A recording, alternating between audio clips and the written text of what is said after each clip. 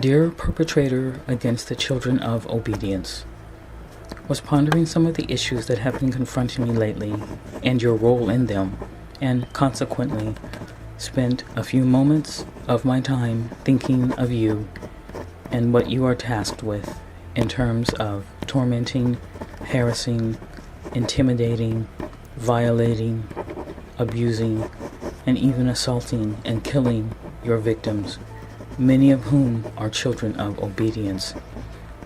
From a Christian perspective, the most accurate description and terminology used to describe your actions would be demonic, that you are influenced, often controlled, and on a few occasions possessed by demons or foul spirits. Evil spirits. If I were to guess, I would say, considering what you do to us, some of them are demons of hate, strife and contention, demons of confusion, demons of fear, lust, envy, greed, demons of ignorance, deceit, demons of spiritual blindness, and several more.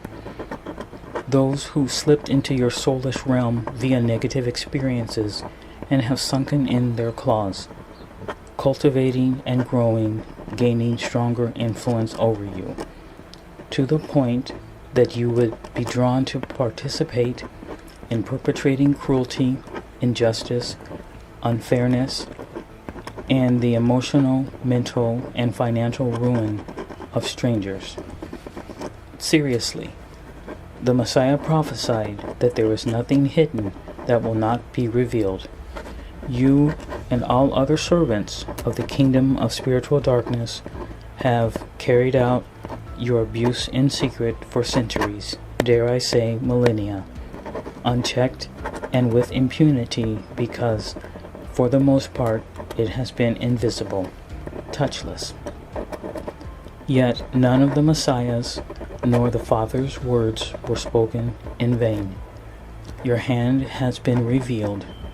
Your tactics are being thrown into the spotlight. Now we can watch when you rise up to play. And many of us wonder at those who are recruited into such vile actions. What type of person becomes a willing participant? I created an illustration for t-shirts and postcards for the ministry based on a popular saying, hurt people hurt people. You were hurt by someone or someone's, and therefore, not having the emotional fortitude, wherewithal, or knowledge to find another form of healing, you have taken up the mantle of gang-stalking and witch-stalking. There are those in the TI community who hold you with utter contempt, hatred, and I'm gonna guess that they hope and pray for your demise. Me, I don't have the time or energy required to harbor and cultivate that type of energy. More importantly, the words of the Messiah remain with me and influence me on almost a cellular level.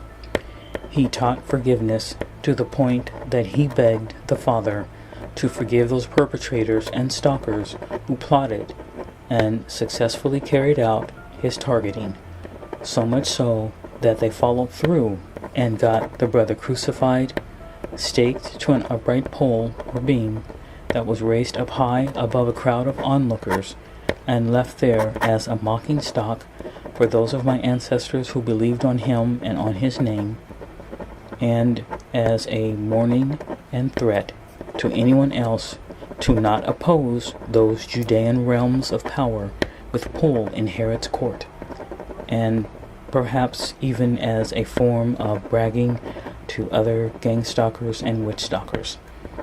Master Yahushua begged the Father to forgive you. That's how committed he was to what he taught and preached. I want him to always plead my cause and advocate my case before the throne of our Father Yahuwah. Therefore, I keep his commandments. I do what he told me to do and follow his example. As such, I forgive you, and it is from that perspective that I decided to remind you that, well, this targeting and witch-stalking, gang-stalking is not going to end well for you.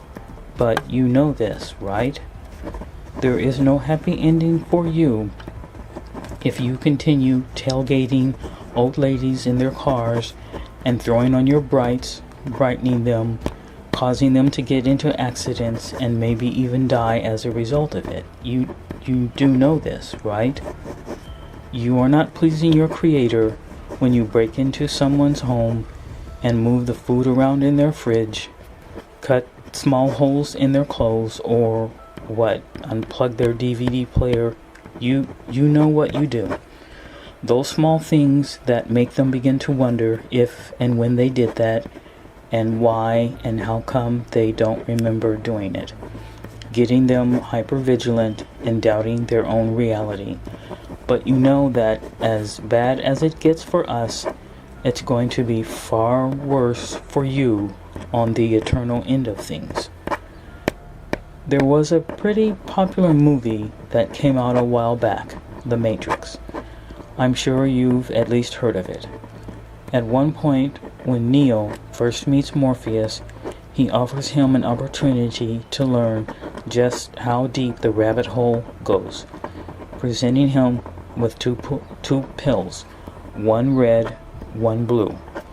He tells Neo what he can expect if he takes each one. Now, I'm going to use that same imagery to explain what you can pretty much expect will be the end result of your continual gang and witch-stalking activities. It pretty much goes like this. You take the red pill, and the story ends. You believe whatever you are told, for you will not have a love for the truth. Therefore, you will be given strong delusion so that you believe the lies. You will never bother to dig beneath the surface of what you think is real, nor question what they tell you. You will stalk. You will target whoever they tell you to.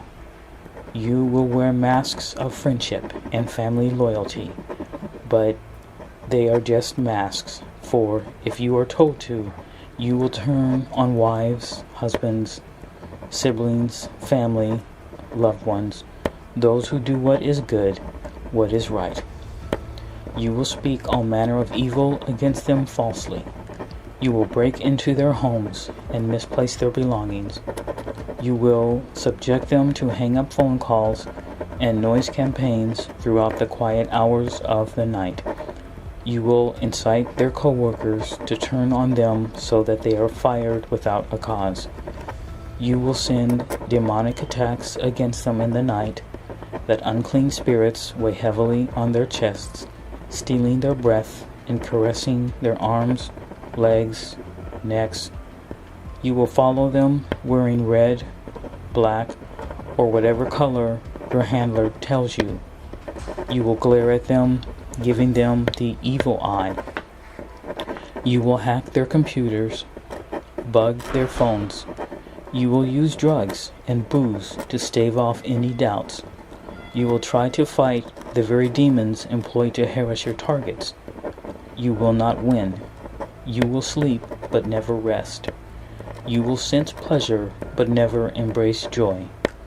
Concerns and doubts will grow, but you will only take more drugs, drink more booze, commit more fornication, adultery. You will never look people in the eye, nor trust a warm embrace, for you will know that what you do to others can easily be done to you. All that you do is a reflection of torment awaiting you tenfold when all of the trappings and glitter of this world has ended. They will not save you nor defend you, or any who blindly followed after them, swallowing every red pill that was offered. I hope that this plays some small part in getting you to think long and hard about what you are doing and the consequences, eternal consequences. Your existence does not cease when this life ends and your spirit leaves your body. You will go back to the eternity, the spirit realm, and all that you have done in this physical realm cannot be undone. In other words, when your handlers, or whoever it is directing you to stalk, harass, single out, and torment targeted individuals, give you your next task, I suggest that you practice the art of self-interest, eternal self-interest, and not do it. Regardless of the number of gift cards they offer or the offer of get-out-of-jail-free incentives, none of those perks or kudos will stand up at the judgment seat of your Maker and Creator. The Apostle Paul must surely have been thinking about self-interest when he wrote his letter to the Philippians. I suggest to you, perpetrator and stalker of the children of obedience, that you take to heart Paul's admonishment. It is simple and direct, an admonishment that I encourage to at least ponder, if not practice. Philippians chapter 2, verse 12, quote, "Work out your own salvation with fear and trembling." Shalom, Zipporah Ibring.